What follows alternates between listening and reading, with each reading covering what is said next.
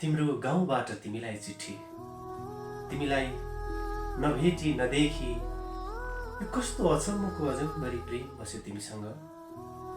हावाका हरेक झोकाहरूले तिम्रो आवाजमा पहिल्यै खुमाएको ठाउँ हेरेर तिमीले पहिल्यै सुनाएको चिर परिचित ठाउँमा बसेर यो सम्बोधन गर्दैछु। प्रिय, जुन ठाउँमा बसेर तिमी बोल्थ्यौ त्यही ठाउँले बोलाएर म तिमीसँग बोल्ने तीव्र इच्छा लिएर आए तिम्रो गाउँ। यही ठाउँको यही मितिबाट, तिम्रो ठेगानाबाट तिमीलाई यो भन्दैछु, आज म तिम्रो गाउँमा छु। बिहानीको किरण जहाँ थाम डाँडाबाट तिम्रो नाम लिएर उदाएको छ, म सम्झन्छु सम्झदा तिमीसँग रातलाई रङ्गी बनाएर। बिहानीको चिसो हावाले नछुन्जेलसम्म होसमा नआउने मन सम्झन्छु सम्झदा। डाँडा हेरेर तिम्रो अडिक विश्वास सम्झन्छु, अग्ला रुख हेरेर तिम्रो हैसियत सम्झन्छु। लामा क्षतिसम्म मेरा आँखा पुग्दा तिम्रो भविष्य सम्झन्छु। म सम्झदा तिमीलाई भूतदेखि भविष्यसम्म वर्तमानमा तिमीले बताएको चौतारीमा बसेर सम्झिरहन्छु। तिमीले बताएको चौतारीमा बसेर सम्झिरहन्छु। म बाटो हिँड्छु, तिमी र म फोनमा बोल्दै हिँडेका। मसँग पूर्व वर्णनीय बाटोमा तिम्रा पाइला खोज्छु धुलोभित्र। हरेक पाइलामा तिम्रो गन्तव्यमा हामीलाई खोज्ने प्रयास गर्छु।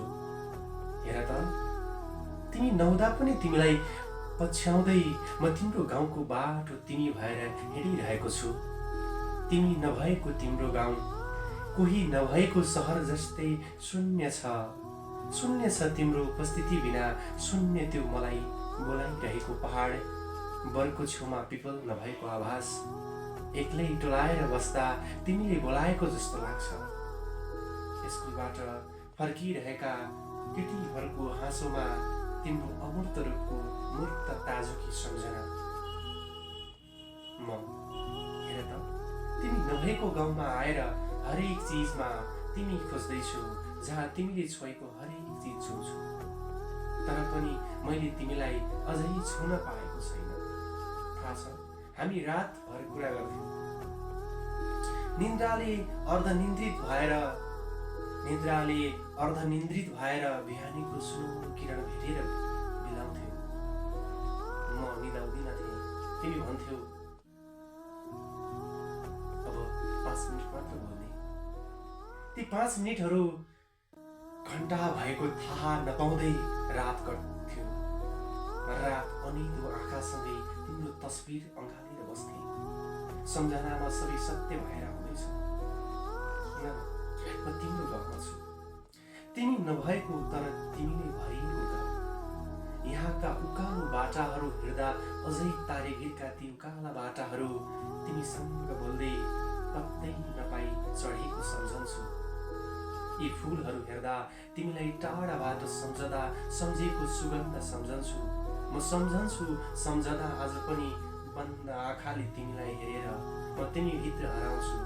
साँच्चै नदेखिने तिम्रा गाउँका हरेक चिजमा म तिमी भएर तिमीलाई देखिरहेछु। म तिमीलाई अन्त्यमा यो शाब्दिक सम्बोधन गर्दैछु।